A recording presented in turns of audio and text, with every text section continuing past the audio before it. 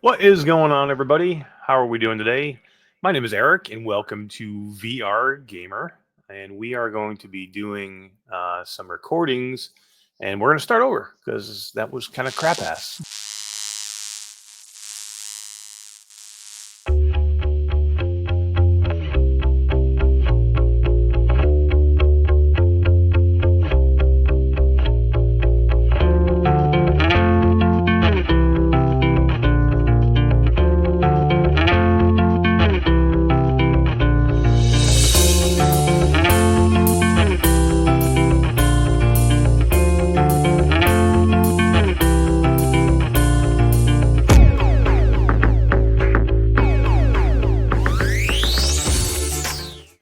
What's going on, everybody? How are we doing today? Welcome to Q2C VR Gamer. My name is Eric, Mashdaddycool.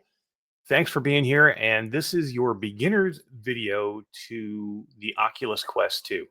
We've got a lot of requests from our group and on our channel to do a beginner's video with all these new people coming into virtual reality and buying the Quest 2 this holiday season and actually throughout this whole past year. So I think it's important that we put a beginner's video out for people who follow us and follow our channel and our group to get a chance to see us put out a video that will walk them through step by step from the unboxing of the Quest 2 right all the way up into how do I side load with SideQuest, or how do I share apps between two different headsets.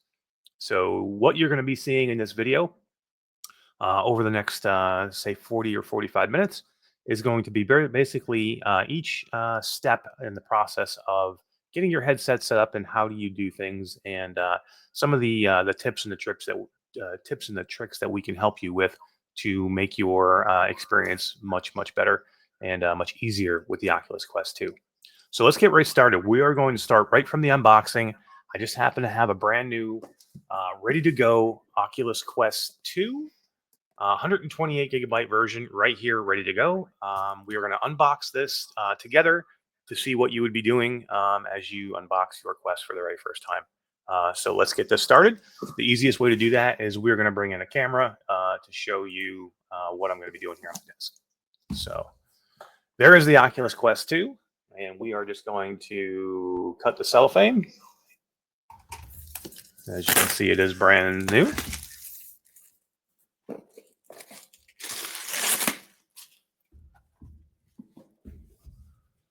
And you are going to slide it out of the box carefully as you can. Because it is a little tight. There we go. So basically, you're going to get this cardboard box, and everything that's going to be in this box is going to be everything you need besides a cell phone or a mobile platform in some way to connect to. This is going to be everything you need to run virtual reality. This is a system that does not need a computer in any way. So let's get going. Welcome to the Oculus Quest 2.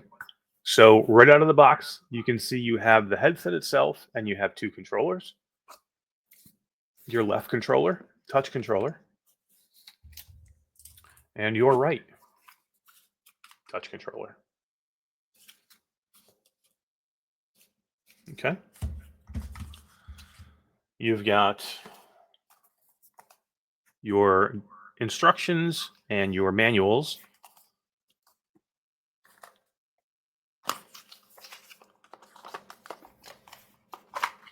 And your USB-C to USB-C plug and an outlet plug.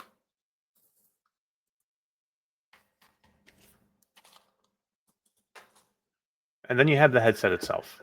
Welcome to the Quest 2. So we're going to remove the Quest 2. That is the end of the packaging of the box. There's really nothing in here except there are directions right here on the cover. I don't know if you can see it in the camera, but basically it's telling you how to, you have to pull a tag out of the controllers to activate the batteries. And then it's telling you how to turn it on. And it's telling you how to adjust the head strap, which we're going to go over as well.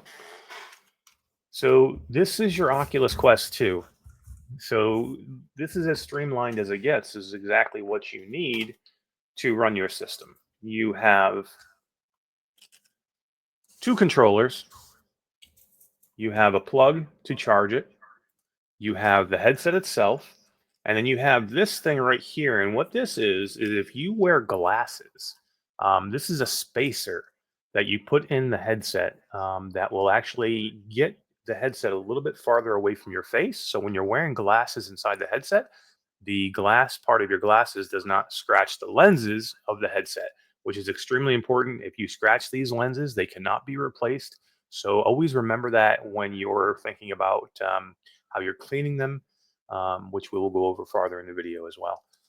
Those lenses that are in the headset can never be replaced. If they're damaged, you will be basically replacing your headset. So this is a glasses spacer, and we'll go over this as well. So let's take a look at the headset first. Actually, let's pull the tags. So we talked about the battery tags, and basically what you need to do to activate the controller so the batteries don't drain while they're sitting around in a store for however long. They basically put these little tags in, so you can't activate the battery until these tags are pulled. So you pull them out with a pretty firm tug like that, and it is gone. And now this controller is now active and ready to roll. And we'll do the same thing for the right controller. We're going to pull that tag right there. And you've got to give it a pretty substantial tug to get it out, but then it just pulls out. And these are your controllers, which we will go over the controllers in a second. And let's just take a quick look at the headset. It says on the front right here, it says Quest 2 silicone cover protection. And basically what this is a protector if you are swapping headsets, or if you want somebody else to wear your headset and you're worried about sweat or germs or anything like that. This is a washable silicone cover that can go over your foam or foam facial interface, so you don't have to have somebody else's head on that. And again, this is washable, so you can just take it on and off and clean it or sanitize it in any way. So you have this available. There is another message here, and this is something we're going to talk about a little bit later. My partner Todd will probably talk about clarity in the lenses and how you adjust for IPD, which is your interpupillary distance, which is the distance between your eyes. Everybody's distance between their eyes is different, and they have settings in here to make sure you get the clearest view possible to set it for your optimal IPD. And this is telling you how to do that, which we will go over more in depth later in the video. But this is telling you in the front right here, before you even take the headset up, out, it's telling you that you need to adjust it for your IPD. You can find your IPD several apps on your phone, in the Apple Store, or the Google Play Store for Android. You can just look up IPD tests or IPD apps. There are free ones out there that will measure your IPD for you, or you can go to your optometrist and they will measure it for you as well. So basically, we're just going to pull that piece out. And here you have the headset. Okay. So basically, this is everything you need right here. It is self-contained inside the unit. You have a facial interface, which we will talk about a little bit later in the video as well. This just kind of pops out, and this is foam.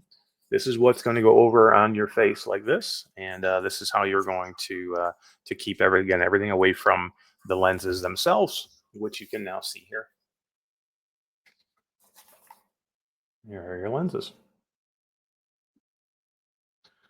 Now there is a little cellophane over the lenses that you have to remove.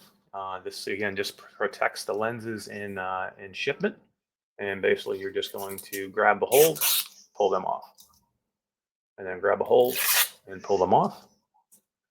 And now you can put your facial interface back on, and basically this just snaps in and out. Okay, so basically you're just going to want to push it into where you feel it's supposed to sit. Push in until you hear a snap around all of it, and it is in just like that.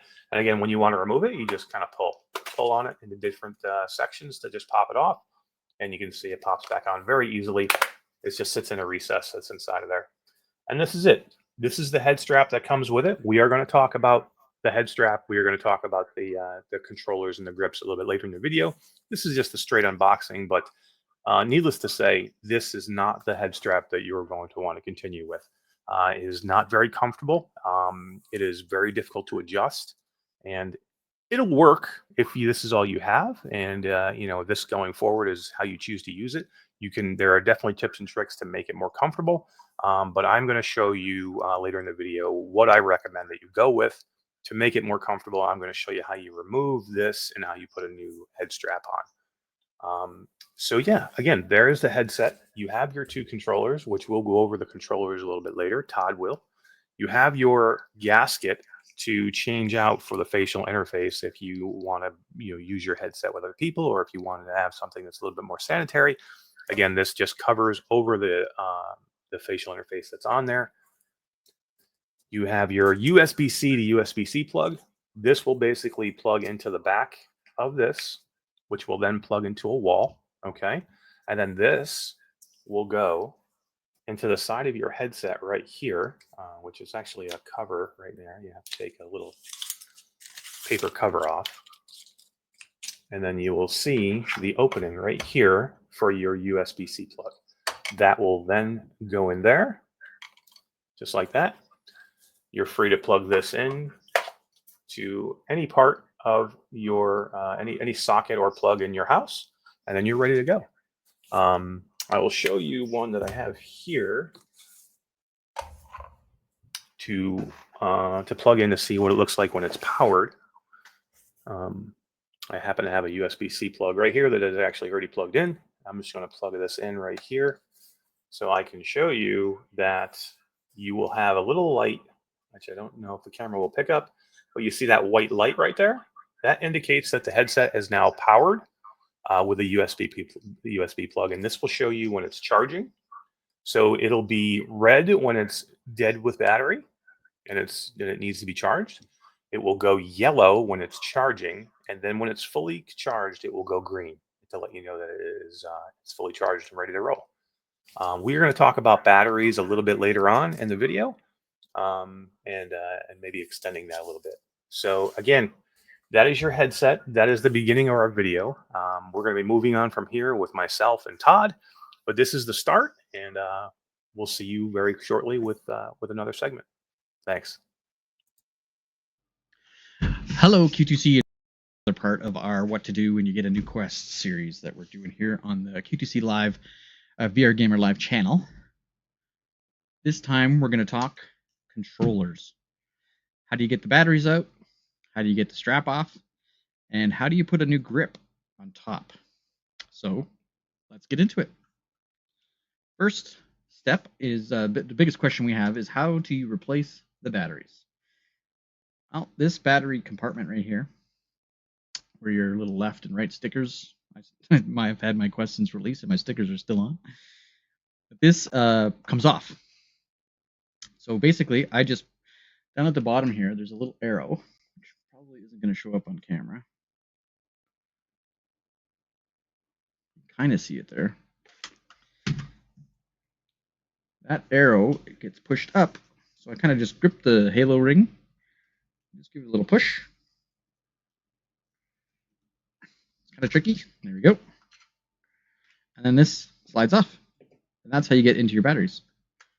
You can use rechargeable batteries. You can use, I think this is Amazon Basics batteries.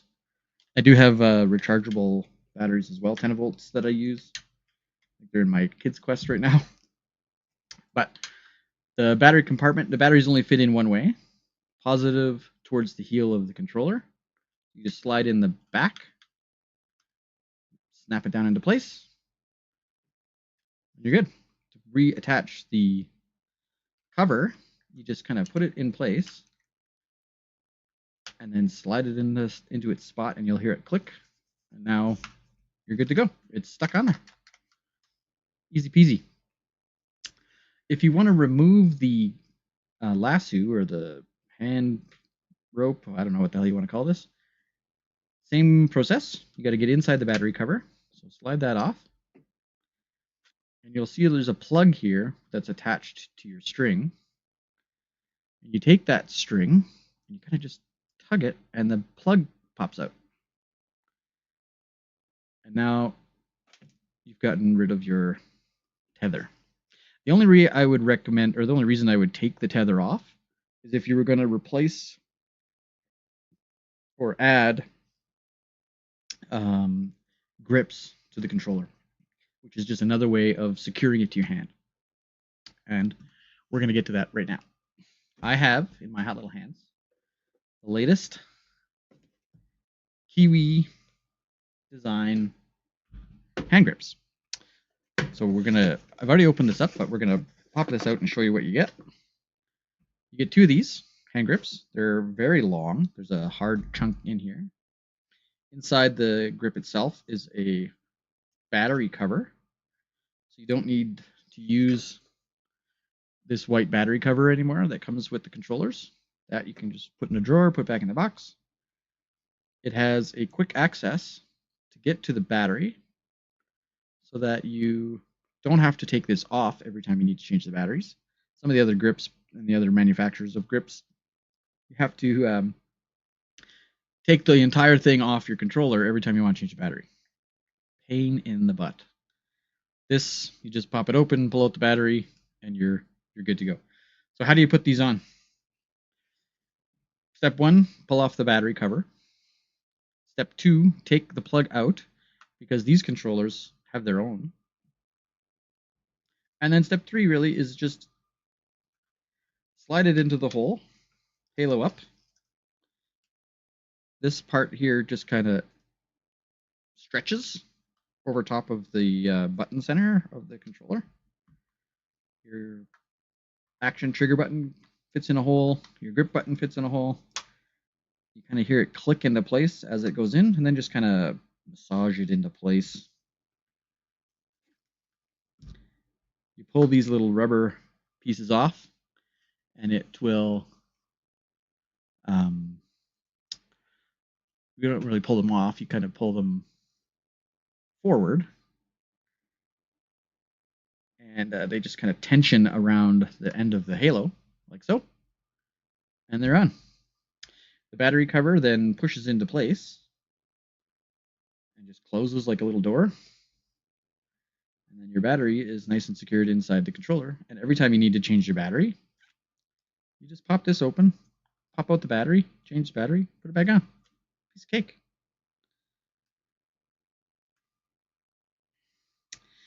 So I've done my other one already. So this is what they look like when they're both on. There's a couple extra pieces in here that we'll talk about.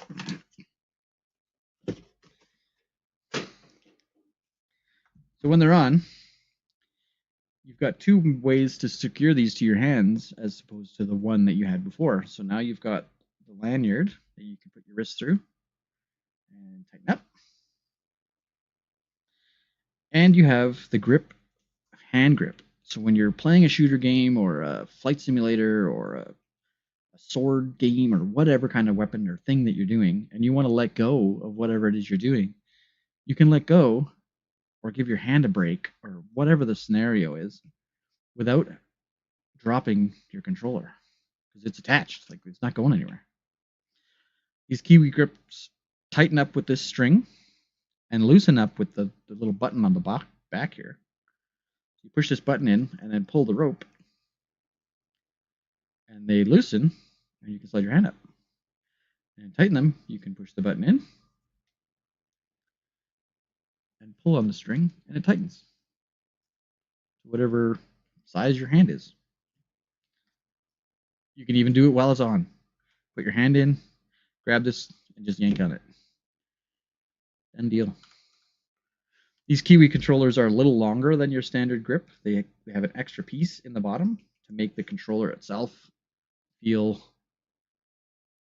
amazing, really. Like, I can't get over. This is my first time actually using these. I saved these in the box so that I could unbox these with you guys. And these are amazing. And they're huge. They do make the controllers quite a bit bulkier, thickness-wise and obviously length. But they feel good. I like it. There you go. How to change the battery and how to change the grip or add a grip to the outside so you can replace your lanyard that comes with the controller, and you no longer need the battery compartment that just slides on and off. That's it for this video. Stay tuned for the next one.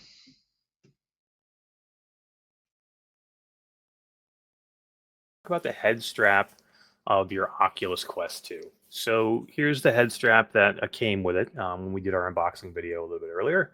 You can see it's the very basic, very uncomfortable head strap that is difficult to fit onto your head, and it's extremely uncomfortable. There's a couple of things why it's uncomfortable.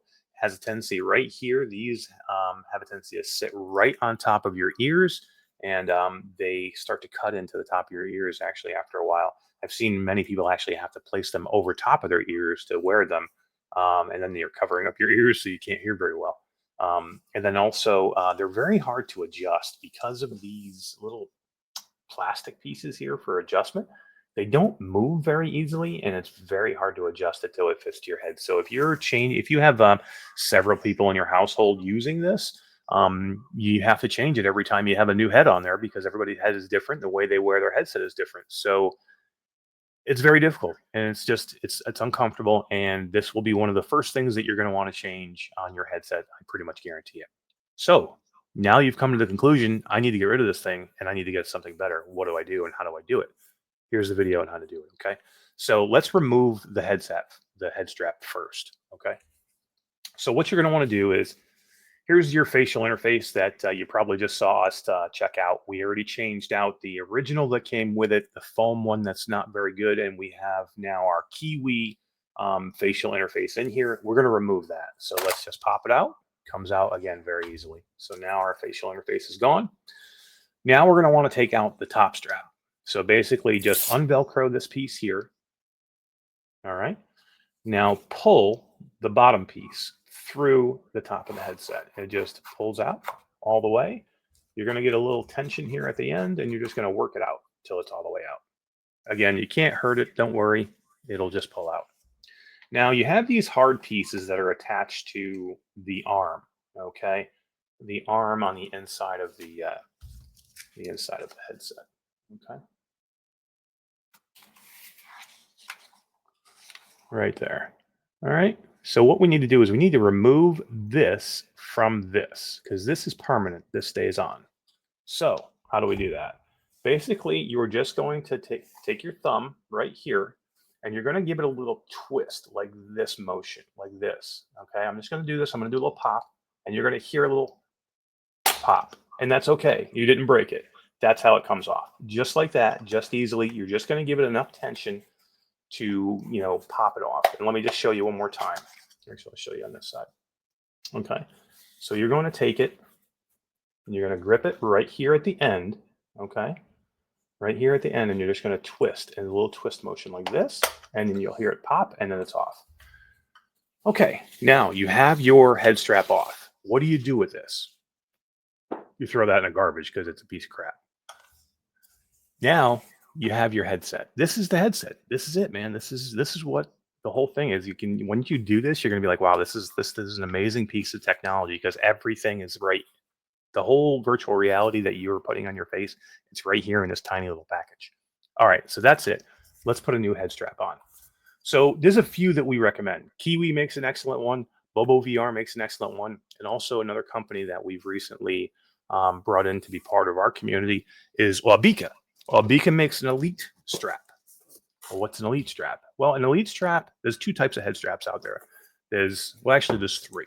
There's the garbage one that we just took off, which we call the garbage strap. And then there's the elite strap, which I'm about to show you, and then a halo strap. And the halo strap we'll talk about perhaps in another video, but we're going to concentrate on the elite strap today. This is the elite strap from Wabica, and you can kind of see from the picture how it is going to fit on the headset. It basically is going to give you a much stronger side pieces. It's going to give you a much more comfortable back piece. and a top strap as well. And we'll take a look at that in the big camera right here. There we go. Yeah, it's got a little crank on the back that will show you that will allow you to tighten up on the top of your head. All right, so let's open it up and take a look. And again, Aubika, Aubika. And very nice packaging from Aubika. They have they protect it very, very well. They have a nice thick foam piece in here to keep everything in place. And you have your Elite strap right here. Okay. So there are directions in here, but we're not going to need them because we're going to go through it with you. We'll get rid of that. All right. Let's just take this plastic off. We need to take this piece of plastic off with a pair of scissors.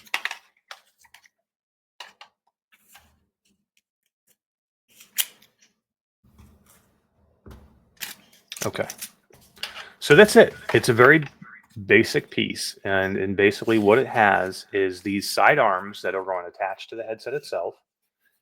They're strong, they are firm, they are flexible still, which is nice because that was a problem with Oculus made their own Elite strap that breaks all the time that you're probably going to hear about quite a bit. This one is designed specifically to not break on the sides. It has a bevel that you'll see running down the sides here that basically is a stress bevel, and it allows it to be turned and twisted and pretty much anything you want done to it, and it won't break. I pretty much put this thing through its paces, and I can tell you it's great. You have your top strap here. You have a rubber piece on the back here that basically will cradle the back of your head. So it'll give you secure fitting when you're putting it on. It'll fit right here into the back portion of your head, and then you'll be able to crank this down. As you can see, there is a crank here on the back of the wheel, and it basically will adjust how far this goes in and out. Okay, you can make it bigger or you can make it smaller. And that is all the way out if you have a really big head. Okay, so let's make it a little bit smaller just for installation purposes. All right, I found the easiest thing to do is to do the top strap first. So let's put the top strap in. So make sure it's all the way opened up. Grab the tip, and you're going to want to fit this directly in underneath. There's like a little piece that you're going to see right there.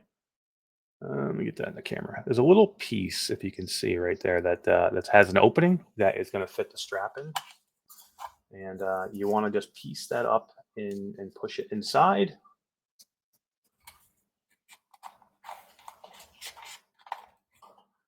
And once you get it up in there, you can just pull it right through. And there it is. Pull it all the way through. Okay.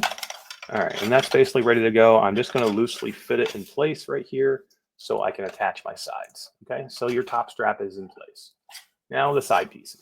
Basically, all you're going to do is fit this piece into the recessed piece of the Aubika, and then you're going to give it a little push, and you're going to hear a snap. Once that piece is all the way snapped in, it's on. It's a very easy snap. You don't have to overdo it. It will basically just snap in. Let's do this one again. Basically just going to slide this in like this, okay?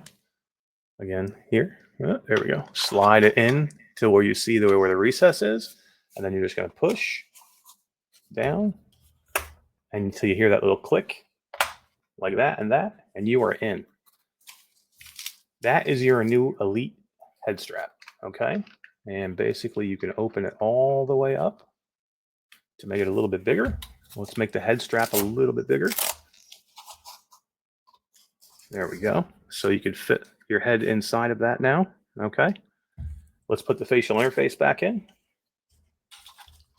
This is the Kiwi facial interface. And again, that basically just pushes down. You're going to hear a little pop when this goes in. You got to make sure you move it around that top strap. Just make sure it's seated properly. You'll hear that little snap, then you're in. And that's it. You're all back together. Very quick, very easy. This is a head strap that you can wear for hours. This will not bother you in VR. Okay. Um, you can see it's very well balanced. It's going to fit your head perfectly in the back. It's got, if you're using the Kiwi interface in the front, very comfortable. That's your Aubika head strap. Again, there's other ones that I could recommend as well. Kiwi does make a great elite strap, and also if you're looking for a Halo strap, we'll talk about the Bobo VR in a later video. But that is your head strap. We'll catch you in the next part. Okay, moving on to the next part of our video, we're going to talk a little bit about the facial interface.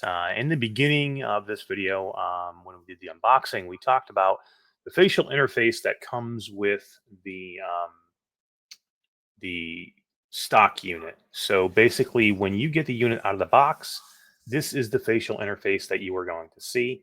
It's basically just a foam pad um, with a plastic piece around it that snaps into the headset itself. So this, it's okay. It's just foam. It's not real padded, and it's a very basic piece of plastic here. And I'll show you what I mean by basic and what the difference is in a minute. But yeah, it's very basic and it's foam. And the problem with foam is you're going to sweat inside the headset. When you're doing things in VR, you're a lot of times it's physical and you're doing physical things in VR, and you're wearing a headset that gives off heat, and you're going to have a tendency to sweat. And you do not want to be sweating into this foam facial interface that is going to absorb sweat. You'll quickly realize that you cannot remove this. It's glued onto this plastic piece. So once you get this saturated with sweat, it's going to start to smell. It's going to get, kind of rank, and you're not going to be able to clean it. You can use the silicone cover that comes with it that we showed you in the unboxing video. But again, that's not very comfortable, and it feels a little weird on your face because it's just a piece of silicone. So what we're going to do right now, I'm going to show you some different options for your foam facial interface. So let's get rid of this because it's not very good. We're going to talk about two. I'm going to talk about the first one is going to be the one that I originally bought when I first got into VR. It's by a company called VR Cover. They're very good. They're probably the most known name brand in the market for virtual reality facial interfaces. This is the VR Cover facial interface. Now you can see it looks exactly like the one I just threw away. Basically, the only difference is it's much more padded.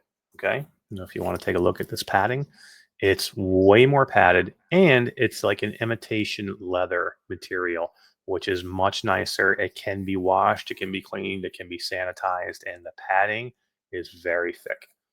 It's got a nice rubber nose guard, and you're like, well, what's the nose guard? Why is that important? Well, this is going to block out light when you put the headset on. So basically, as this goes over your face, the headset has a tendency to allow light to leak in from the bottom, and this is going to block out that light, so you get complete immersion when you're inside the headset. Now you see a couple other things here. You can see there's some venting here that was not on the one I just showed you that came with it. There's some venting here again that will allow the heat to dissipate so you don't get fogging inside the headset. Again, you're going to be doing strenuous things inside, in virtual reality. And you can have a tendency to sweat, especially with the heat of the headset itself. And when you sweat, you're going to give off fog inside the headset. It's just going to, the lenses will start to fog up, and this will dissipate some of that heat and some of that air, the hot air in there, and it will allow some cooler air to get in, so you don't have fogging of the lenses. So yeah, this is VR Cover, very good. You can see, I'll show you how it snaps in. It's just like the other one that comes with it. It basically you just push it in. You'll see where it recesses, okay? And then just push down till you hear a little snap, and that literally is it, folks. I mean, now you have your new facial interface on. The VR Cover comes with two thicknesses of facial interfaces. There is a thin one and a thick one. I like the little bit of the thinner one, okay? And the reason I do is because it gets my face a little bit closer to the lenses of the headset, and it will make your field of vision larger, so it doesn't feel you're looking through binoculars. The closer you can get to the lenses, the wider your vision will be. But there is a thicker one if you like the comfort a little bit more. Now, we talked about the other foam facial interface could not be cleaned because it's attached to the plastic. Here, Velcro. Okay, so if you want to clean it or if you want to change it to the other facial thicker pad, you can just pull it off. It Velcros off, and then you have it, and then you can put your new one on. Very, very nice. Now, that was the one I bought when I originally bought my headset. Since then, VR Cover has become very popular, and they are now charging for the name. So they're very, very good, but they know they're good, and they know that everybody knows their name. So what I have found is that this one right here, to me, is the better buy. It's just as good a quality as VR Cover, but it's not as high of a price. It's made by a company called Kiwi Design, and you can see them here in our background. They are a group partner, and it is a vented facial interface. And let's take a look at it. Okay, so again, two of different interfaces. You have the thicker and a thinner pad, so you can decide which one you like better, the thicker pad or the thinner pad. Okay. And then you have a nice venting on the back. If you saw what I just showed you with the VR cover, look at the venting on this one. It's almost twice as much of the venting part of it, and it just opens everything up to allow that air to get out and change, and so you can get some cooler air inside the headset and get some of the hot air out of the headset. Again, Velcro on, so you just fit it to where you want it to fit, so it works best for your face. Okay. Has the nice nose flap that we talked about. And again, snaps right in. Just line everything up, okay? Just line everything up. Push down, you'll hear a little snap, and that's it. You're in, and you're ready to roll, and that's it, just like that. These seem straightforward, but they are going to really increase your comfort inside the headset. You're going to be cranking this head strap and this headset down on the front of your face, and it will hurt you after a while if you don't have a good facial interface. The VR cover or definitely the Kiwi are a way to prevent that. And again, look at that venting that you see now in the top of the headset. All that venting will allow air to dissipate, hot air to dissipate. It'll allow some cool air in, and you'll get rid of that fogging that you might have. So all right, guys, that's another part of our video. That is the facial interface. We'll see you for the next one. Take it easy. Hey guys, welcome back to another episode from our What to Do When You Get a New Quest series that we're doing here on Q2C Gamer Live. Thanks for coming. Make sure you hit the subscribe button, like the video so everybody else can have a look.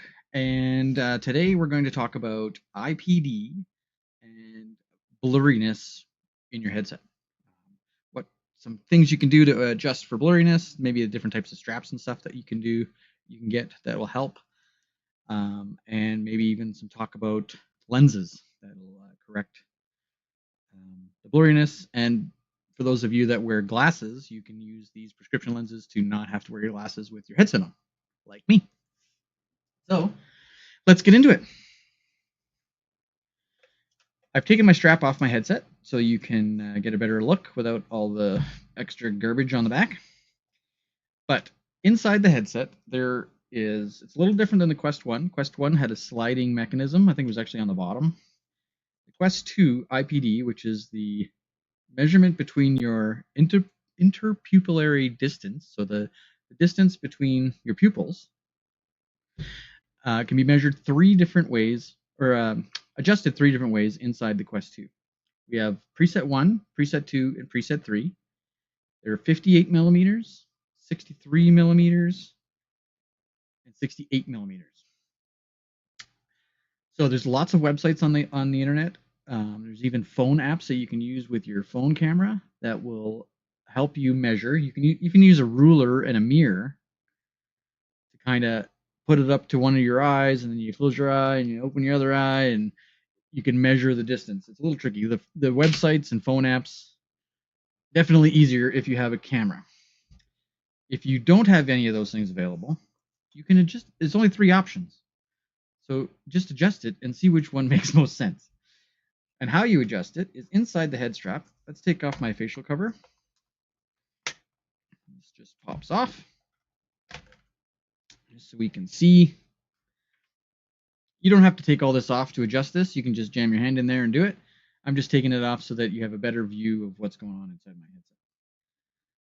So to adjust this, you grab either one of the lenses and you move them. So all the way into middle is 1. The second click is preset number 2, which is 63 millimeters, which the majority of you will be. And all the way over to the right is the third one at 68 millimeters. So the best thing to do would be to load up your favorite game, even watch a Netflix video or something in the Netflix app, and put it on 1 and watch for a few minutes. Look around the room and see if anything looks weird. You'll notice it right away. Flip it to number 2, do the same thing, look around, flip it to number 3, and just figure out which one is the most comfortable for you. That's the easiest way to figure out IPD and where to set your lenses. And there might be people in your family that need different IPD levels. So when you're handing your Quest back and forth, you may have to adjust it to give it to your wife who has a smaller head than you, or your dad who's got a bigger head than you. But I find for my head, which is quite large, is the second set, so 63 millimeters. I think my actual IPD is 61.5, but the 63 is as close as we can get. So that's the one that I use, and it works great. Some other things that may affect blurriness is the way that you're wearing the headset. There's a very fine center point in the lens that's the focal point. If your headset is too far up on your face or too low on your face, everything will be out of blurry. It causes motion sickness. It makes your experience in VR not good at all. And the only way to adjust that is tipping the headset on your face just a little bit. So when you have your headset on and you have your strap on, just by moving it up and down until you find that sweet spot and then tighten it to that spot. That's the only way you're going to really get that perfect focal point on the headset. For me, I prefer halo straps because the halo strap doesn't push the lens against my face. The halo strap actually keeps the headset away from your face and allows you to make those fine adjustments. But some people prefer it sucked onto their head because it takes away a lot of the ambient light. And they don't have problems with the blurriness. So it's really per person type of a scenario. There's fine tuning that needs to be done. And once you find that sweet spot, every time you put it on, it's just a motor skill. You just remember where it is. You adjust it to the tiny little angle that you need, and it's not blurry. I never experienced blurriness anymore at all. Once the IPD level is right and my little tilt is correct, everything just seems to fall into place. The other option for people like me, my lenses on my glasses aren't that strong, so I do have the ability to take them off and still see, so I can play games without my glasses on with the VR headset on. It is a little bit blurry in sections, but I put up with it because I know I don't have my glasses on. There is a little piece that you can put in here that brings the facial interface further away from the Quest so that your glasses will fit inside without bumping into the lenses. You see that? There, like that. I don't use that little piece, so I take my glasses off. But another option is to get prescription lenses for your Quest. So let's slide this out of the way and have a look at these. These are prescription inserts from our good friends at reloptix. And I've been saving these so that I can open them with you guys.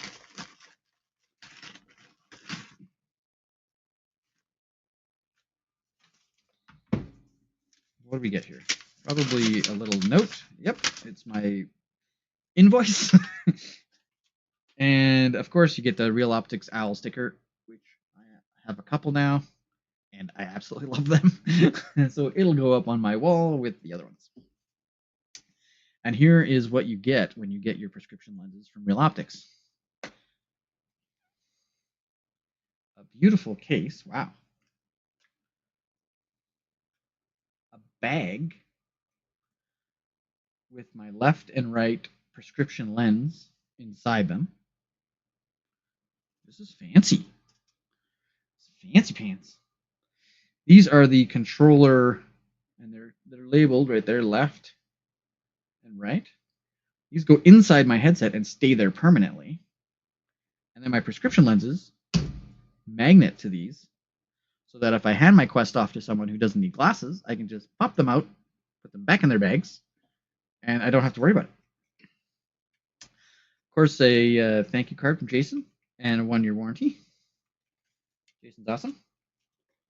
A microfiber cloth so that you can give your glasses or your little lenses a little scrub. Make sure there's no gooey fingerprints and stuff once you've installed them. And of course, with their signature owl. I love the owl. Great little microfiber cloth. Perfect little size to just clean off the lenses. And of course, another reloptix owl sticker. I love these. There's so many different ones now. They're awesome. But this case is fantastic too. So when I take them out so that other family members can use my Quest, I can just pop these lenses inside the nice little box. These will never come off. And you just pop your prescription lenses off. So let's see how these go in. I'm going to pop my facial interface off again, just so that it's easier to see. So the left one, I honestly don't know how this works. I should probably read instructions. Oh no, look at that. That's all there is to it. The right one, dunk, done. That's kind of loose, to be honest.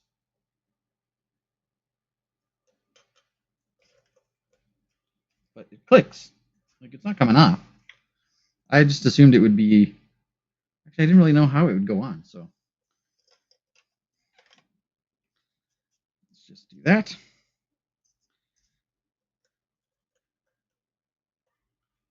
Oh, there we go.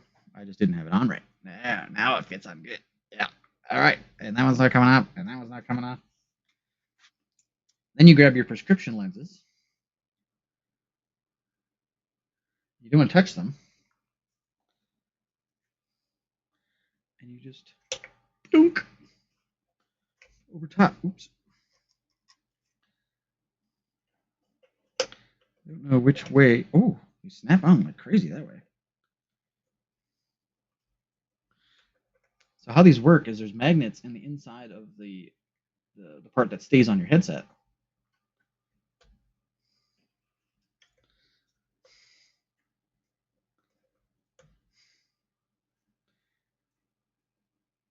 And then these fit on just like that. A little tab, so they're easily pop up. They easily come off.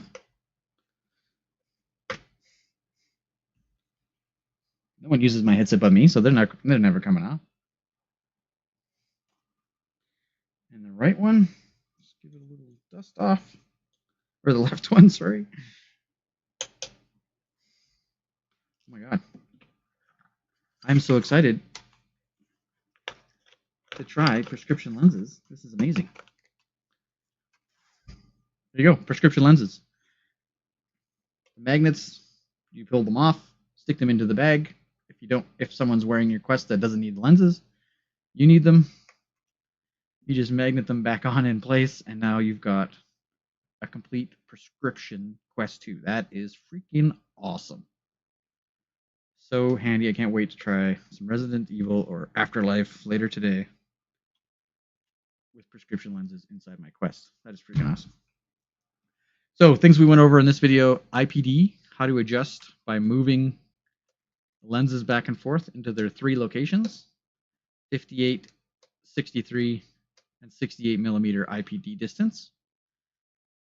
How to kind of find that sweet spot by tilting your quest so that you find that perfect focal spot, and how to add any type of prescription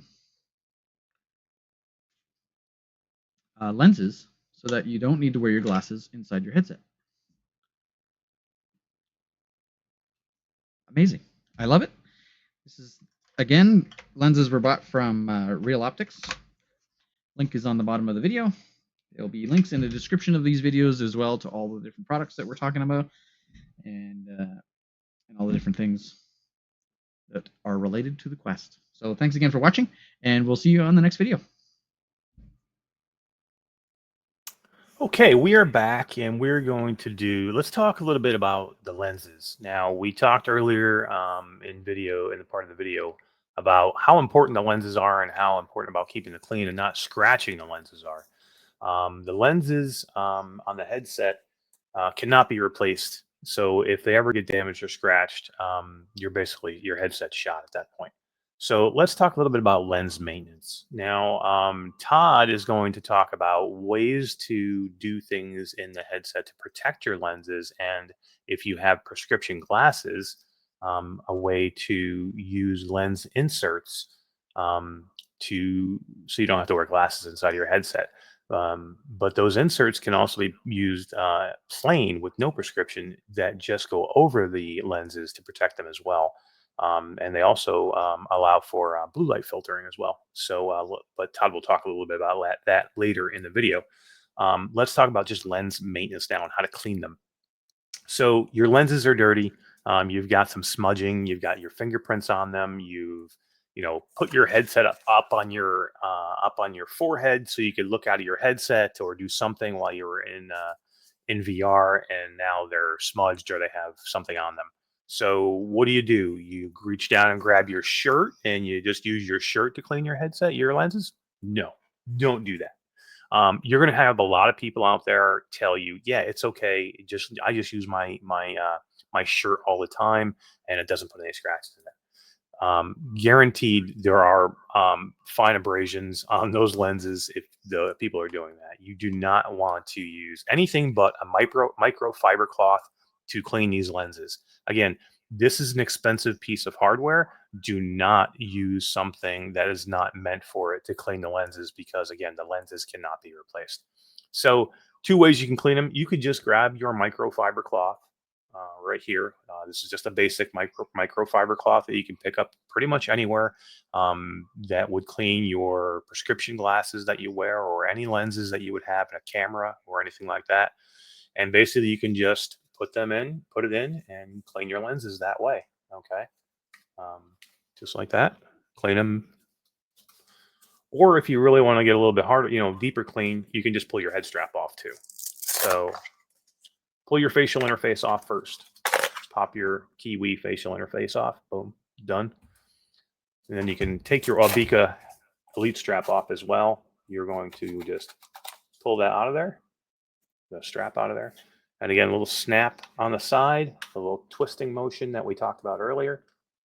And snap, and that's off. Same thing on this side.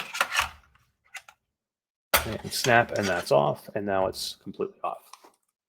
Very easy to do. So if you do want to get right down into the lenses, you can clean them very, very easily. And again, now you can polish up those lenses with your microfiber cloth. There are all different types of microfiber cloths you can use. Just make sure it's a microfiber cloth and not some other, cloth that's not microfiber. Again, you will get micro abrasions on these lenses, and you may not see them right away, but they're eventually going to show up. If you want the coolest microfiber cloth, you can catch one from the game Shadowgate. Shadowgate VR, The Mines of Mythrock.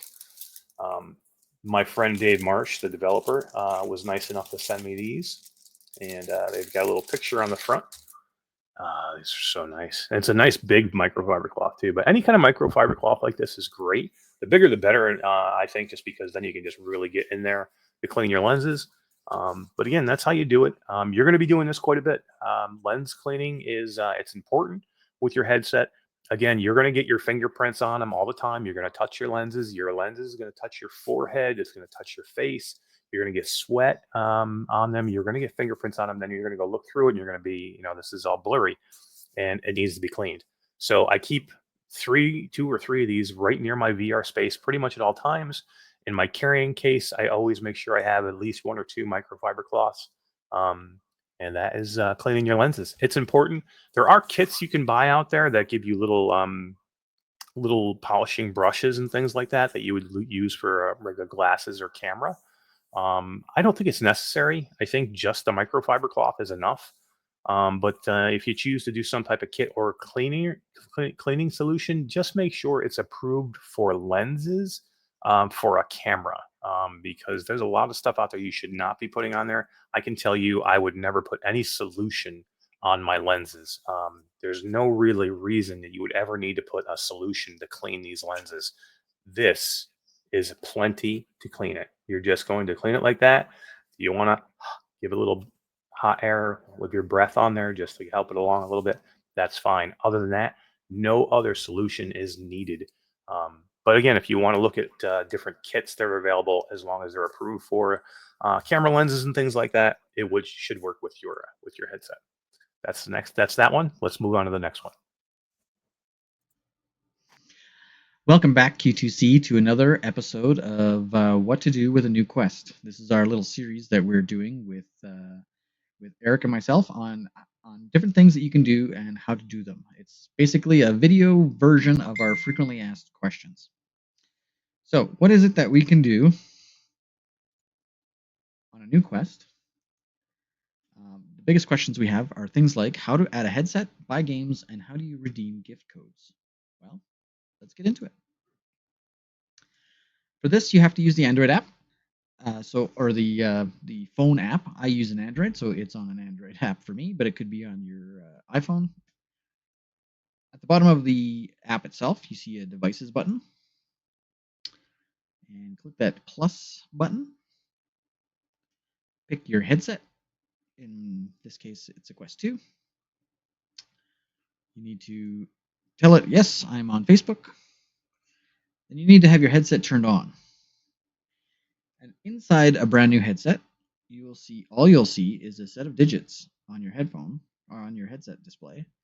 And you come over to the app and you type in those digits, and it goes through a little bit of a pairing process, and then within a few minutes, your headset is connected.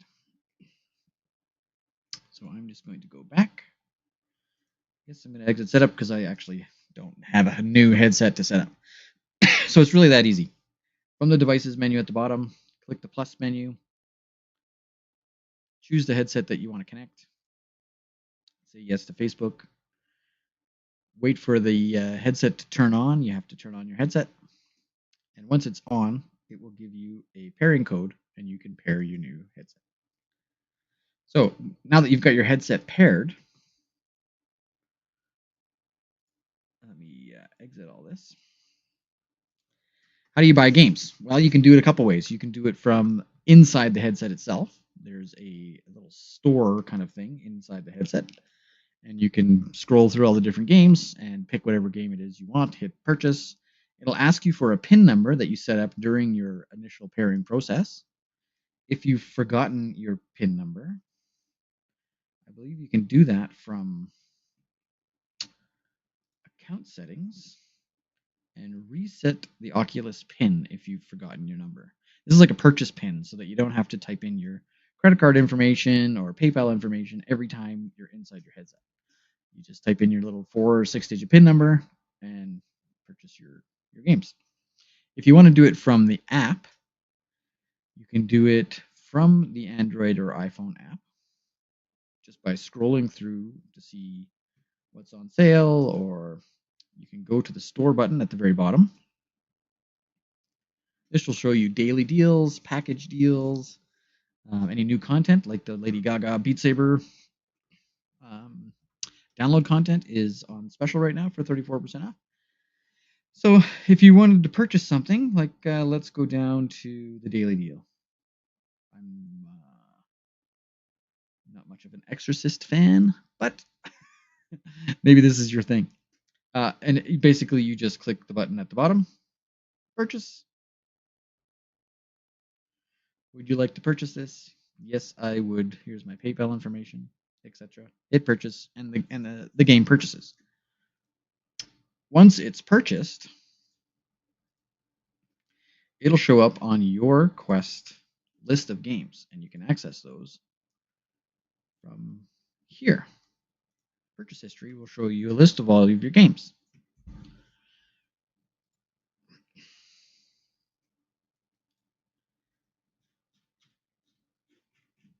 So if I picked like After the Fall, for example. Now I've purchased this. It says purchased. I can now remotely from the app install it onto my Quest. So if I click on this, install is now queued. So as soon as my headset turns on, connects to Wi-Fi, it will automatically start installing After the Fall. So I don't have to do anything inside the headset if I don't want to. You can also purchase games by just browsing for them. So from the home menu, up at the top is the magnifying glass. You can type in Synth Riders. Click on it, hit purchase. On mine, I've already got it installed, so mine doesn't say to install, mine says start. If I clicked on this, it would then start that app as soon as I turned on my headset.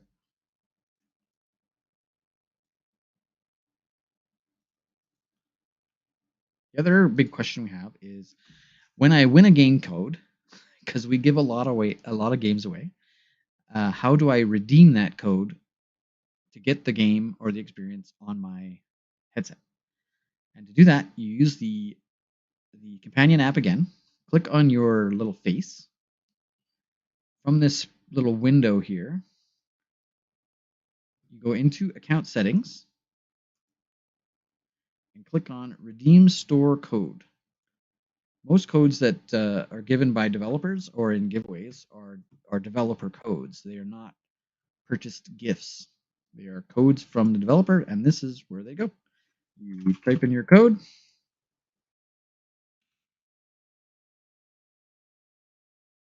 My camera just went away. You type in your code, hit submit, and it will tell you, yay, here it is. Here's the game that you picked. That's all there is to it. If someone buys a game for you, like which Job Simulator, you can redeem a gift code that was purchased by someone to give to you. These are different than developer game codes or contest codes. These are codes that are given, that are purchased from someone like myself would buy a game, want to give it to my cousin or something. He would have to go to this redeem gift code section to redeem that gift. So there's a couple ways to do it. From within the app itself, if it's purchased content. If it's a giveaway, they are usually developer codes. And developer codes accessed from your profile picture, account settings, redeem store code, and copy and paste or type it in or whatever you need to do to get the code in there. And hit submit, and the game will be added to your library. So I hope you enjoyed that video. I hope it answered some questions. If you have any more questions, leave them in the comments section below. Be sure to like and subscribe this video so more people can see it, and stay tuned for the next one. Okay, guys, we're back, and we are continuing this beginner's video, and let's talk about Applab. So there are a million questions about Applab in the Oculus store. What is Applab? How can you get to Applab? What do I do with Applab? So Applab it's an interesting thing that Oculus has done, but they've made it very difficult to navigate to it, and they've made it very difficult for people to understand what it is. So Applab is a concept. It is not a place. It is not a store. You cannot go to the Applab site. There is not an Applab store that you can go to look at games. What Oculus did was there are many games that were not stable enough or what they deemed ready to be brought to the actual Oculus store. So what they did was they allowed developers to put these games or experiences on the Quest store without actually being officially on the Quest store. Now, what they call these games are Applab games.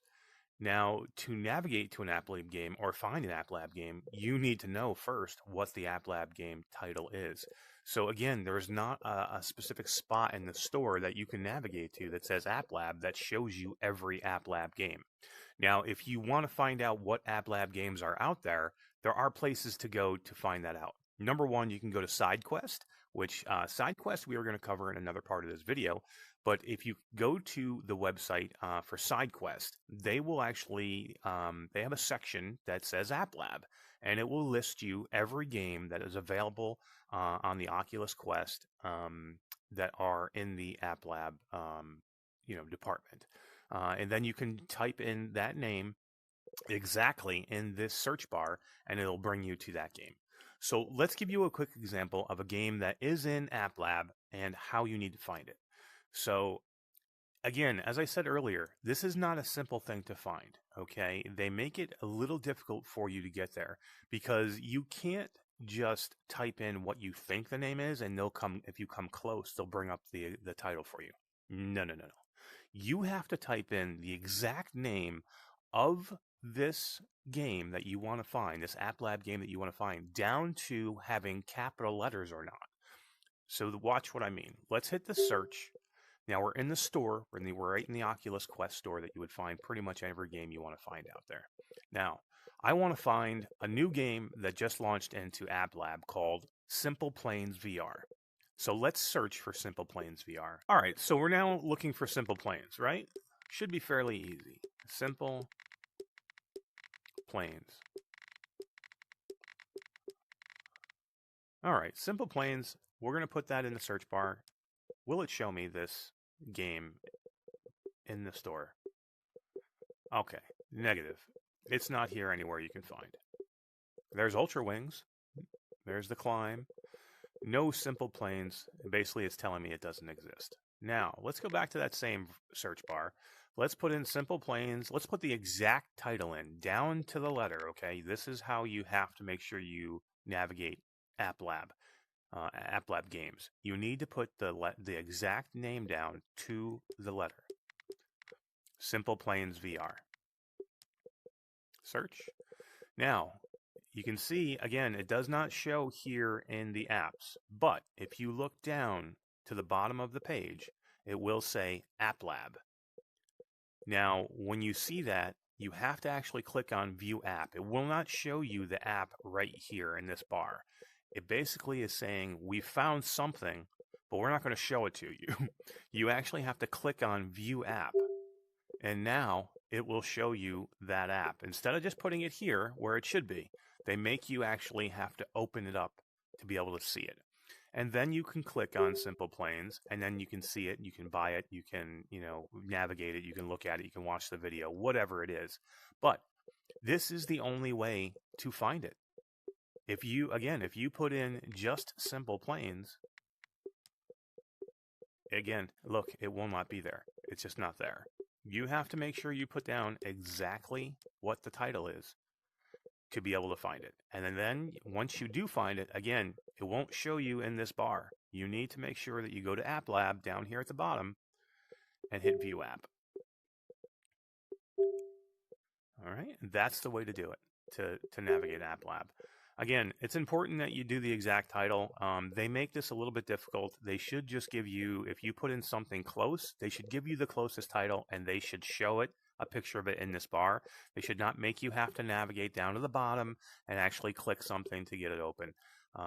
It's a little bit of a more difficult way to find it. Hopefully Meta or Oculus will fix this in the future, but as of right now, this is the way you have to navigate it. Now, everybody remember, there are over 500 titles that are Applab titles. So there is a huge library waiting for you that is not just in the standard Oculus or Meta store. you have many games that are available to you that are not here. You have to go look for and find. Again, SideQuest will help you with this. Go to SideQuest, look under Applab games and SideQuest. It will give you the entire list of games that are available under the Applab label, and then you have to come in and search them here. Again, search them exactly the way the title is so you can find it. Simple Planes VR. Because if you do Simple Planes without the VR, again, you won't be able to find it.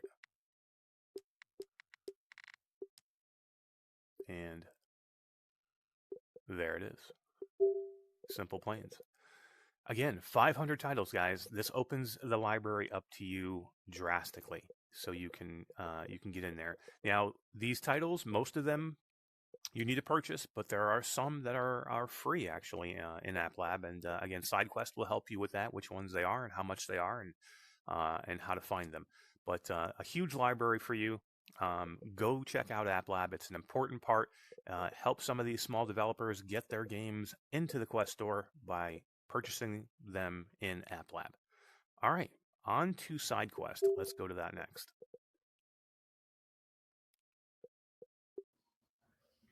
Okay, guys, we just spoke about Applab, and now it's time. Let's talk about SideQuest. We talked a little bit about SideQuest in our Applab discussion about where to go to find all the Applab games, because again, there is no place in the Quest system to just look up Applab games. You have to go to SideQuest. This is the best place to go.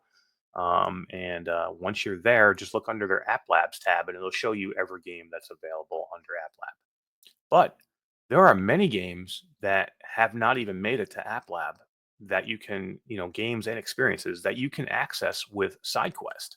SideQuest is a very interesting setup where you can connect, you can basically download many applications directly from SideQuest onto your headset for free. There is no charge to do this. Now the games may cost, and you may have to do something with different places like itch.io and things like that. But when they're in a SideQuest game, they're free, and you can download many experiences and demos and games that just were not able to either make it on the Quest store or make it onto Applab itself. So this is an incredible tool for you to have with your Oculus Quest 2. And if you're not using SideQuest, you're doing yourself a disservice, because there's many things that you can access there, and there's different things that you can do with it to add to your virtual reality experience with Oculus. Now, there have been 100 million videos onto how to set up SideQuest, and so I'm not going to go through another step-by-step video.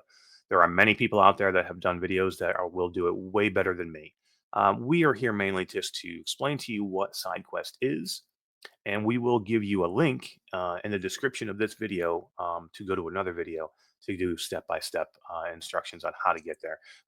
We have all used these videos in the past, and there's just no need for me to give you another video over and over again. This is the video that we found to be the best, and we'll provide you with a link to that video so you can follow step-by-step on how to get there and how to navigate it. But this right here is basically just to discuss SideQuest, tell you about what it is and why you'd want it. And, that's pretty much it. If you can definitely go set up SideQuest with this instructional video that we'll provide access to, get yourself set up with SideQuest, start using some of the amazing features they have there, and you will not regret it. All right. So that's Applab and that's SideQuest. On to the next one. All right. Let's talk Guardian. The Guardian space is extremely important in your Oculus Quest 2, because that gives you safety in your play space to not injure yourself or injure somebody else or damage any property you might have. You're going to see stories and hear stories all over the internet about people punching people or children, or smashing their TVs or smashing their knuckles in virtual reality because they improperly set their Guardian. Now, the Oculus itself will walk you through the setup of the Guardian when you initially set your Quest 2 headset up. That will do exactly what you need it to do. It's a very easy process. I'm not going to go over that with you right now. What we are going to talk about is why you're going to be using your Guardian and what you should do to make sure it's set at its perfect distance for you so you're not still injuring yourself if you have it on. So basically, as you already know from setting up your Quest 2, you have your Guardian that is, surrounds you in your play space. Here's the big thing. A lot of people do not set the Guardian up to be enough distance away from an object. So, what I mean by that is they'll sometimes trace their Guardian right up to where their wall is. Okay, so if you have a wall right here, they'll trace their Guardian right up to the wall here because they want to maximize their play space. The problem is if you're standing right here and you have to throw a punch in Creed or in Thrill of the Fight, you're going to punch your wall because you're too far, you're so close to it. So you need to give yourself a buffer zone away from any object in the room. So at least a foot is probably recommended. I would probably recommend 2 feet, but at least 1 foot of distance between your Guardian boundary and an actual physical object will give you maximum distance. So where you're still not going to injure yourself or injure somebody else or damage your property. Or damage your controllers, because that's another thing is these controllers with the halo around them, it's very easy for you to hit something with this, and if you hit it hard enough and you damage this halo, it will not track the controller anymore, and then you're looking at buying another halo or another controller, and they're not cheap. So again, setting your Guardian play space, make sure you're tracing around any objects in the room. Don't just trace a square and then have half of your coffee table sticking into the environment. Trace around your coffee table so you make sure that you are contoured to whatever that contour is into your play space. Don't make a perfect circle. If you have things sticking into your play space, make sure you're using the trace from your Guardian to go around those objects and give yourself a buffer zone, at least a foot, maybe 2 feet of space. I know that's going to limit some people, but seriously, you will hurt yourself, or you will hurt your headset, or you'll hurt your controllers, or you'll hurt your TV.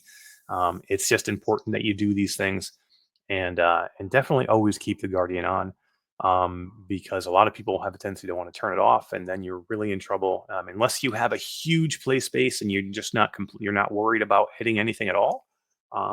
You can definitely do that. There are ways you can help yourself with it by using mats and things on the floor or carpets that will give you an idea of where your play space is.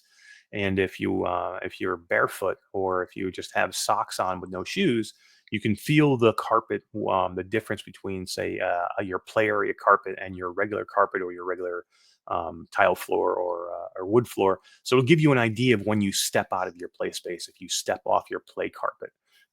So you can use anything for that. They actually make play space carpets out there for you to buy, or you can just use any type of carpet that would fit inside your play space. So, guys, boundary is important. Make sure you stay inside of it. Make sure you give yourself a buffer. That's it for this one. Let's move on.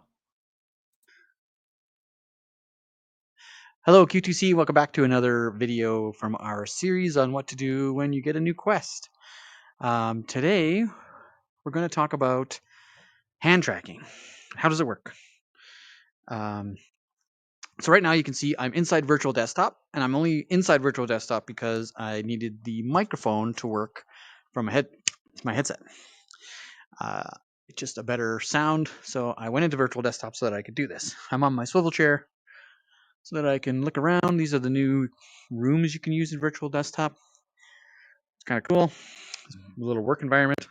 We'll get to Virtual Desktop later, but like I said, I needed to use this for audio. So, hand controllers versus hands. Some games you can actually use your hands. No controllers needed. And some games are a little bit of both. Some functions, work functions, like vSpatial, for example, you use your mouse and your hands, and you don't use controllers at all. But how do you turn on hand tracking? That's the biggest question. Well, I'm going to show you.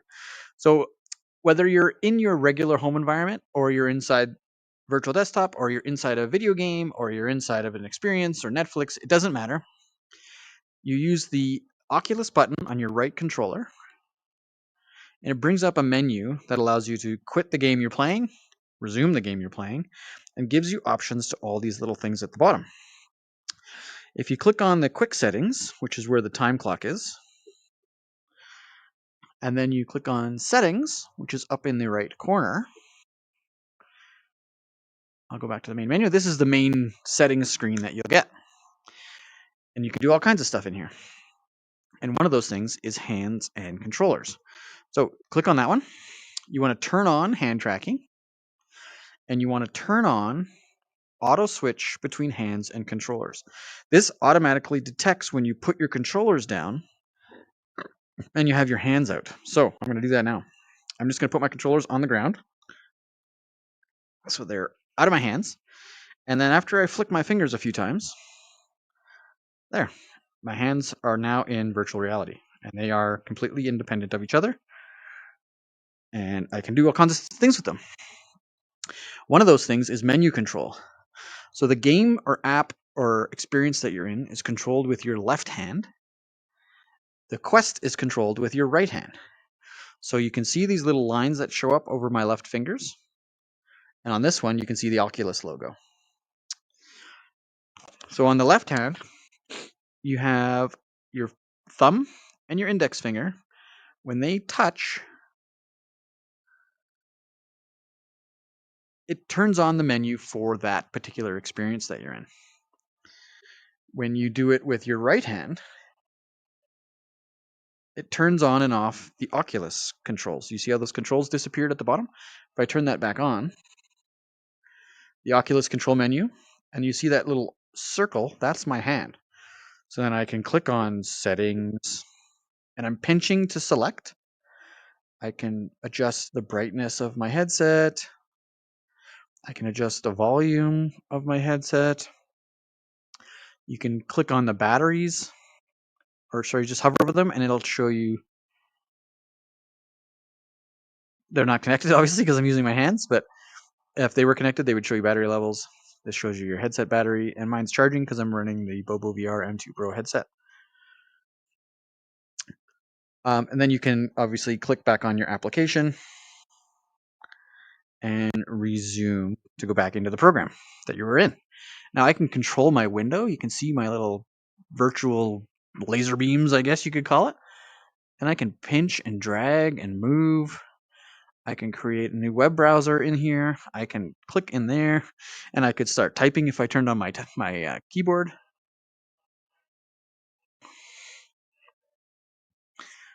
Sometimes the hand tracking is a little finicky, especially if your lighting is a little off.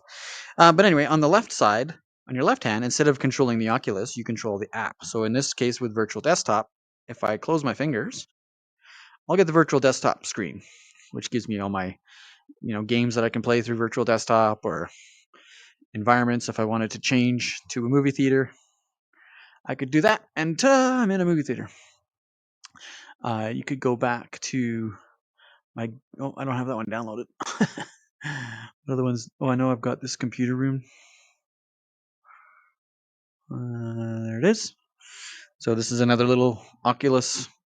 I love the Ready Player One thing with Mark Z on the top there. You can see my Guardian coming through. But that gives you an idea of if your controllers disappear, or your hands, give them a little shake. I just kicked my controller, which is why they are showing up. I gotta move them. I keep kicking them. Move them outside of my Guardian. There we go. There are my hands. So this is that little dorm room. This is kind of cool, actually. Another environment inside Virtual Desktop. So now that window, this whole side of the screen, is part of Virtual Desktop, or part of Netflix, or part of the game you're playing. To get rid of the game or the experience menu, it's left hand, finger and thumb. Right hand, finger and thumb to access the Oculus menu.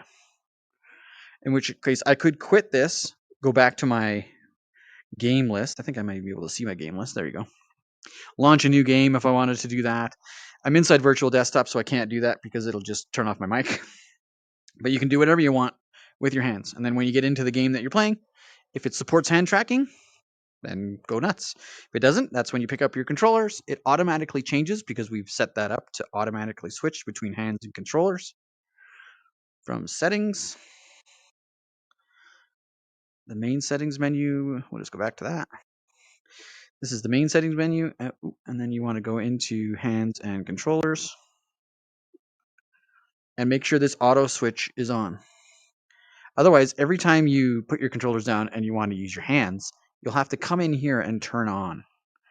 It's a pain in the butt. So the auto switching is awesome. So there you go.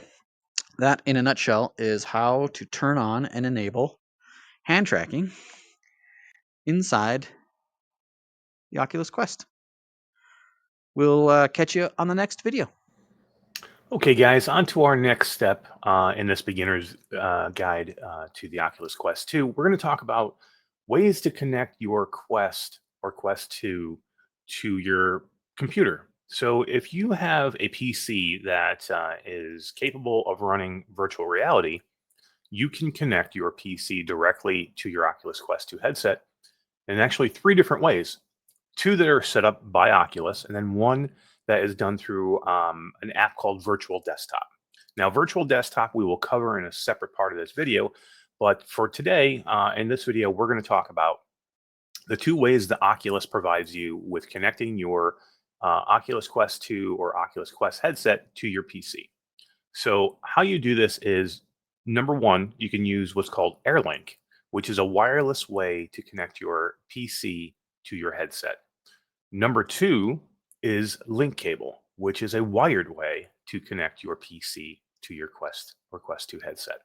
We're going to show you coming up in these next 2 videos the easiest way to set both of these methods up. I can tell you I use both methods quite a bit for different types of things. Sometimes I do not want to be wired, especially to my PC. I prefer just to run with the Airlink, and there are some situations where I think it's more stable to run with the link cable. So I do use the link cable quite a bit. But take a look at these 2 videos that will give you the best methods for connecting to your PC wirelessly or wired using the link cable or Airlink. There we go. Okay, guys, here we're going to show you how to connect to your PC. If you do have a PC to run PCVR, we're going to show you how to connect your Oculus Quest 2 to your PC with 2 separate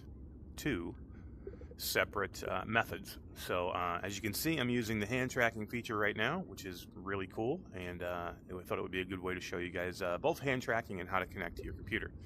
So again, 2 ways to connect to your computer, and I'm going to show you both right now. First we're going to do is going to be the Airlink. Now, to do Airlink, you need to do 2 steps. You need to first click over to your desktop Oculus app. So go to your desktop Oculus app, and then which I'll show you right here in the video.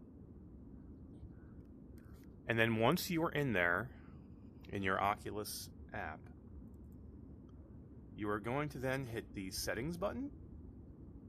And then once your settings menu comes up, you're going to look for beta. And then click on beta, and then on the bottom, it's going to say Airlink. And it has a little toggle switch on the right, and you're going to toggle the Airlink to enable. Once that is done, you can then get back into your headset, okay? And then while you're in your headset, you're going to hit this panel right here, which shows you all your apps. Click on the panel, you're going to go to Settings. Click on Settings, and you're going to go down to where it says Experimental Features. Here's your experimental features. You're going to look down until you see Airlink. Once you see Airlink, you're going to, again, toggle the switch on your right to on. And that will bring you up a message. If you've already connected your computer in the beta on your Oculus to the Airlink, it's going to bring you here. And it's going to say Airlink is an early access feature that is in development and will continue to improve. The performance will vary greatly based on your PC specs and network conditions. Requirements. Only use Airlink on a secure Wi-Fi network that you trust. Use a 5 GHz network on an AC or AX wireless router, connected to your PC with an Ethernet cable. Make sure your PC meets the Oculus Link requirements. These are important things to know. If you do not have these things, you will not be able to run your Airlink. The following are known to cause performance issue. Using a PC connected wirelessly to your network, using a mesh or 2.4 GHz network. Now, you can always test these things out to see how they run for you, but it is my opinion or what I've seen that they are difficult to run on these things, and you're going to get lag if you try to, and the experiences will not be great. So try and make sure you have at least a 5 gigahertz connection, wireless connection, and you're going to want to make sure that you're using an Ethernet cable connected to your PC and not Wi-Fi connected to your PC. Okay, so once you've gotten through those requirements, basically you're ready to connect to Airlink. So go ahead and click on Continue.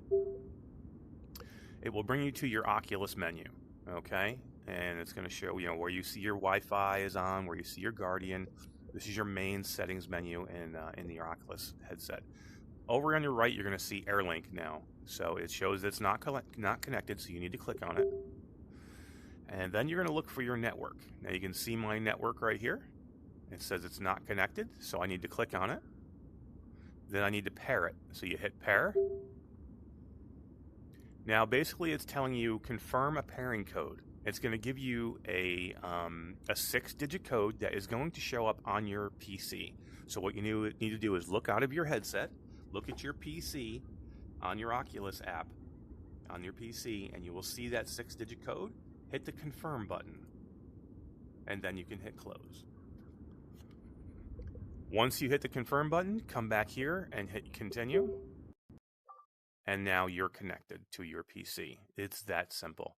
Then you can hit launch, and if everything worked correctly, you will show up in your Oculus home environment for the PC. This is the Rift home for your PC.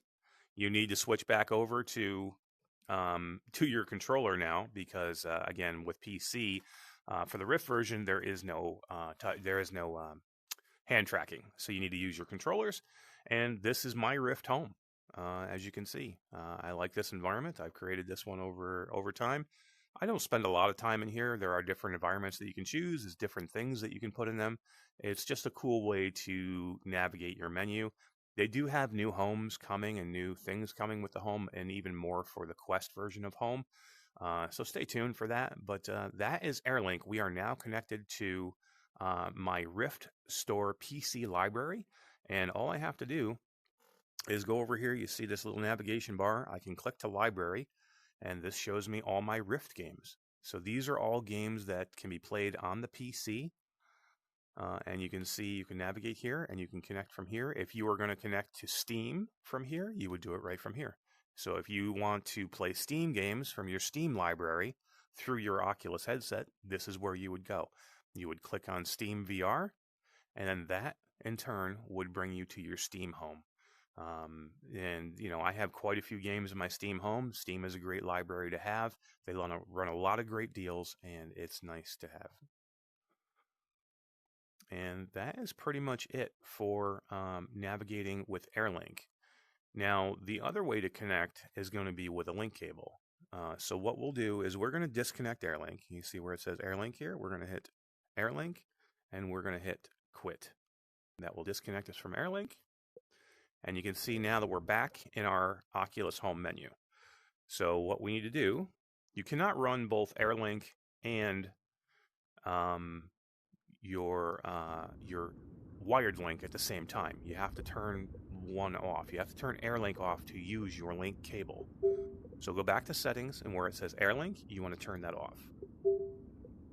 Toggle it off, and then you can go back to your regular menu. So as you can see now, where it used to say Airlink, click on to connect, that is now gone. So what you need to do now is you're going to connect a USB-C cable or USB-A cable to a USB-C cable that connects to your headset. So on your computer, you need a 3.0 link, USB link, connect it into your computer from the USB-A side to the back of your computer, or a USB-C to USB-C cable. Either one will work. And then you're going to connect the USB-C side to your Oculus Quest headset, which I'll do right now. Okay, guys, this is the other half of that video. We're going to show you now. We just showed you how to connect your PC to your Oculus Quest headset using Airlink. Now we're going to show you how to do it using the link cable. Now, the link cable, you do need a USB-A to USB-C cable that will connect from your computer, either on a USB-A or USB-C side of your computer, to your headset with a USB-C port, where the USB-C port is on the side of your headset. So basically, what you need to do, and I'll do this right now, is you need to plug in your headset, the USB-C side of your USB-C to USB-A cable, connected to the side of your headset, and we are in.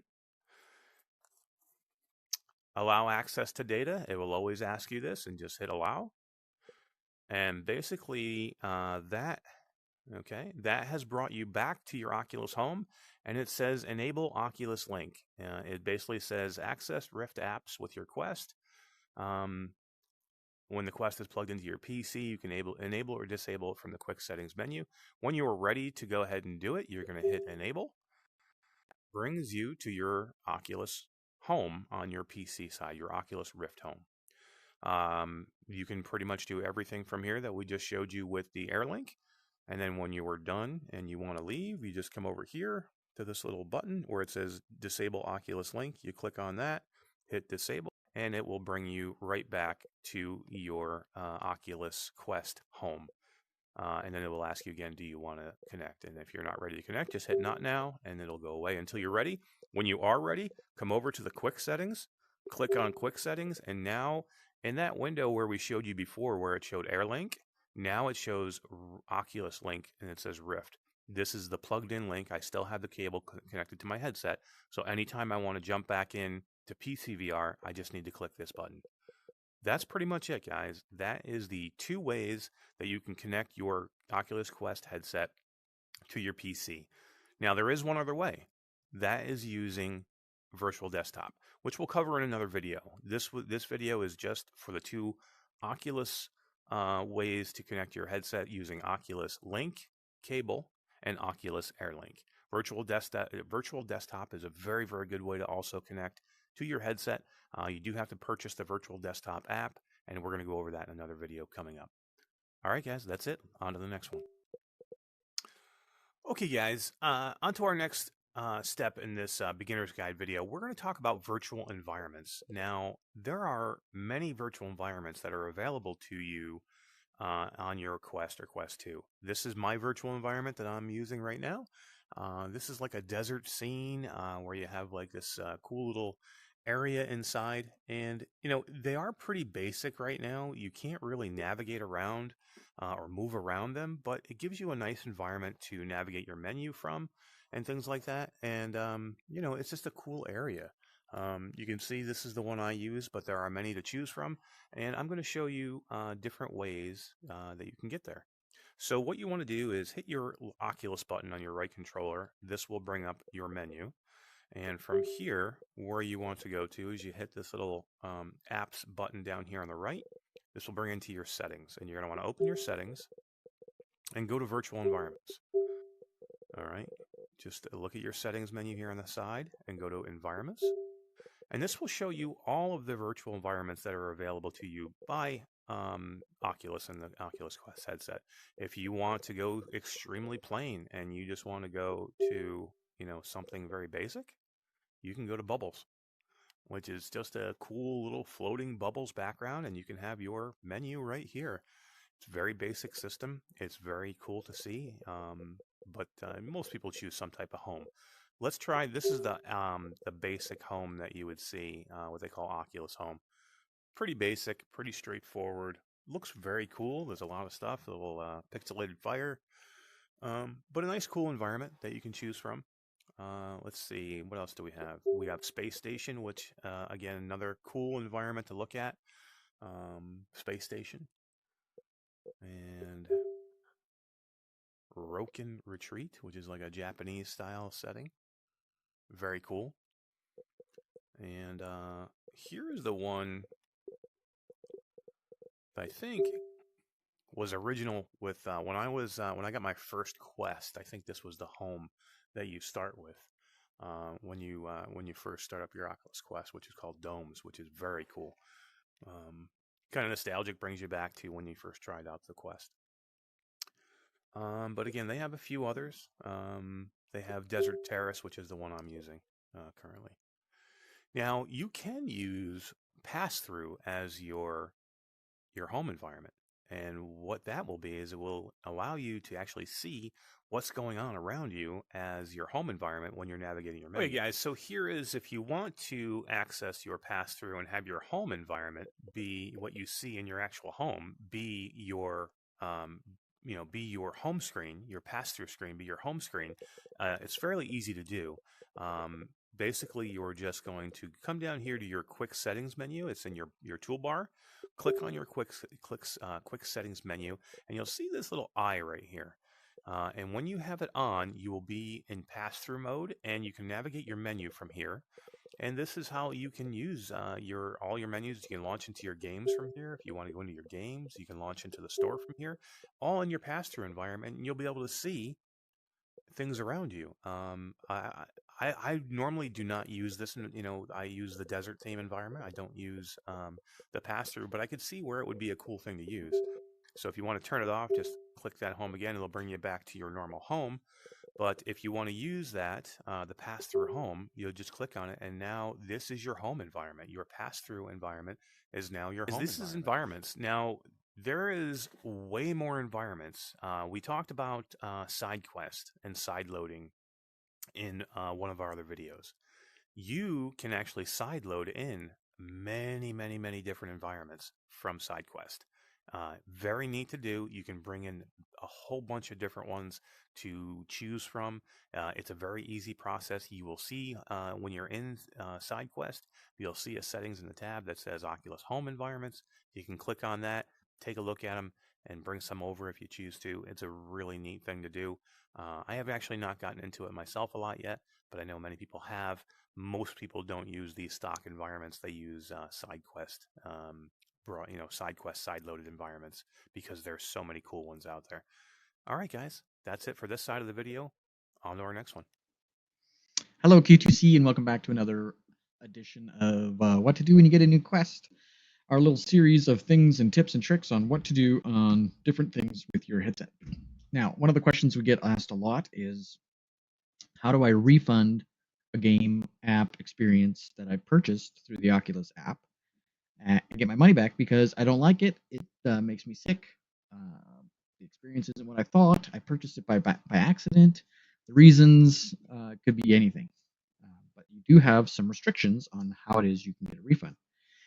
You can get a refund on any app that has been played or used for less than 2 hours and 2 weeks from purchase date. So within 14 days,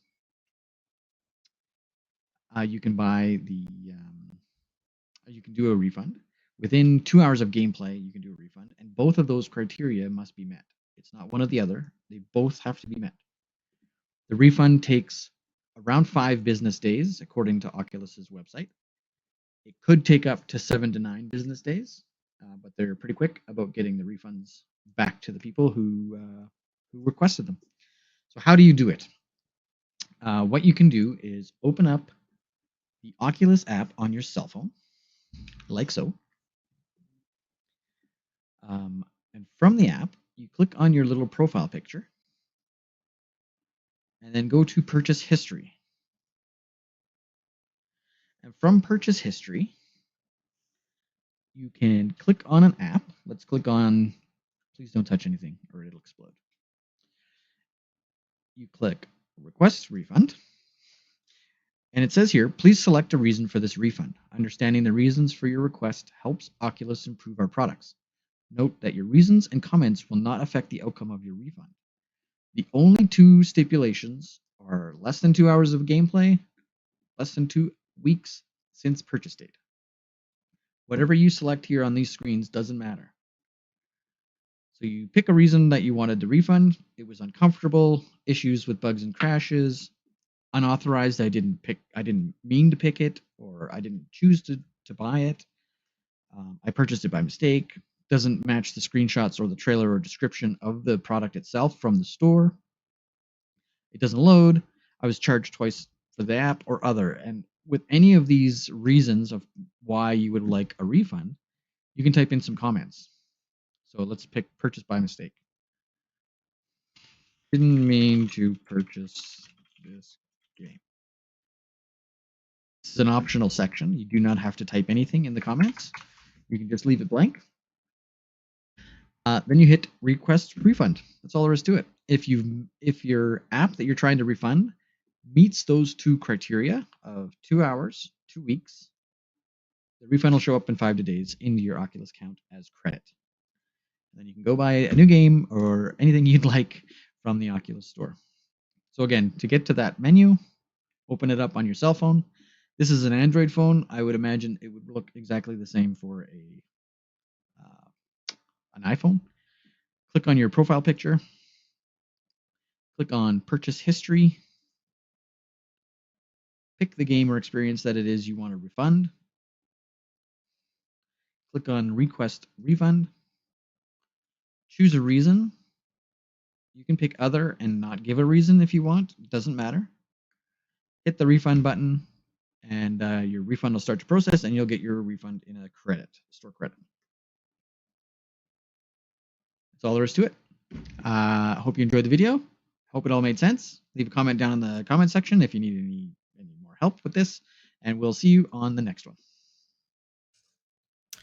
Hey Q2C, welcome back to another installment of our little series that we have here on what to do when you get a new Quest. Today we're going to go over casting from your headset and casting from the cell phone with your Oculus app. So there's 3 things that you're going to need in order for casting to be successful. Obviously, you're going to need a Quest 2.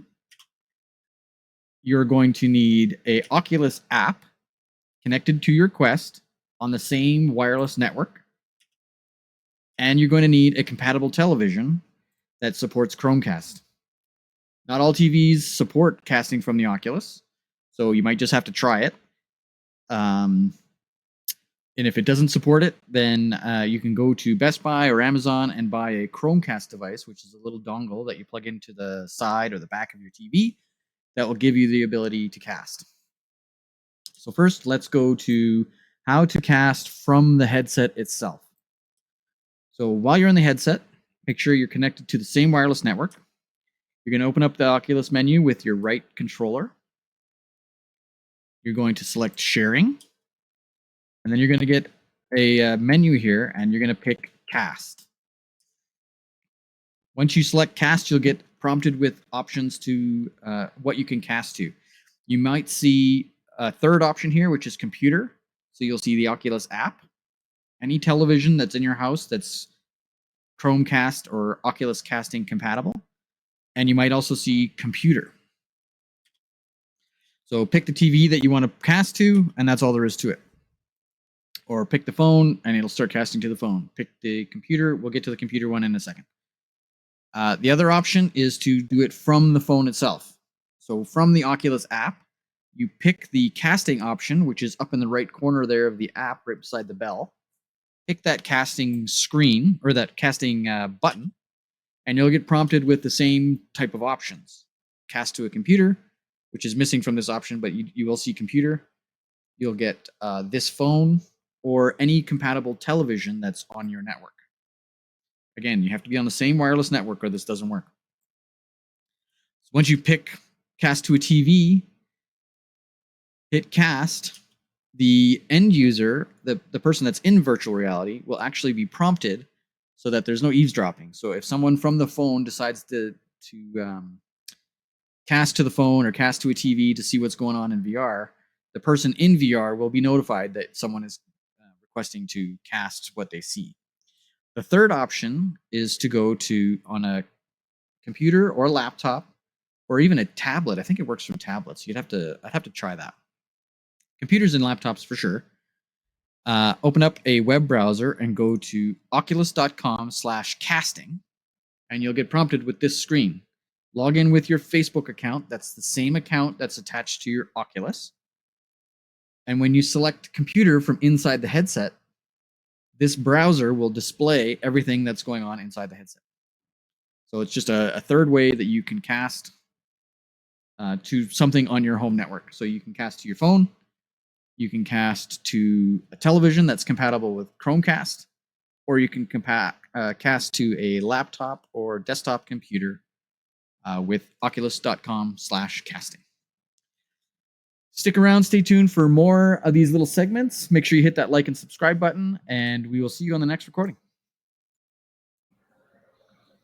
Okay, so that was our video. That was our beginner's guide to the Oculus Quest 2 video. We hope you enjoyed it. We hope there's some parts of it or all of it that helped you.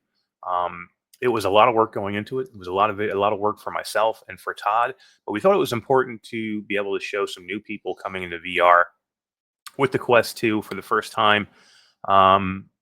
Easy ways to get the most out of this headset and to not find it frustrating in any way.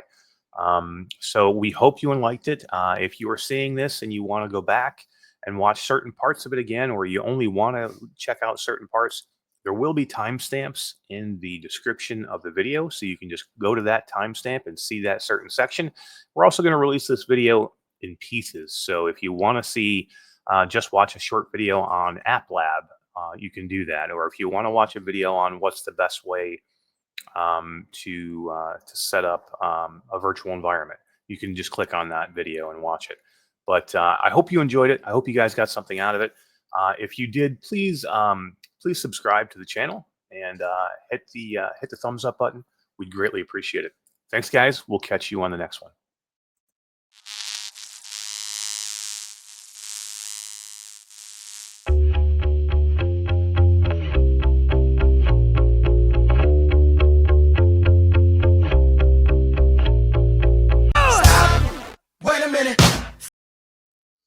Hello Q2C, and welcome back to another unboxing video on Q2C Gamer Live. We have a, that's not what our website's called, so I have to do that again.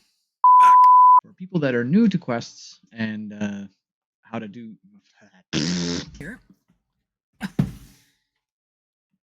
of course my screen just moved and I gotta do it all over again.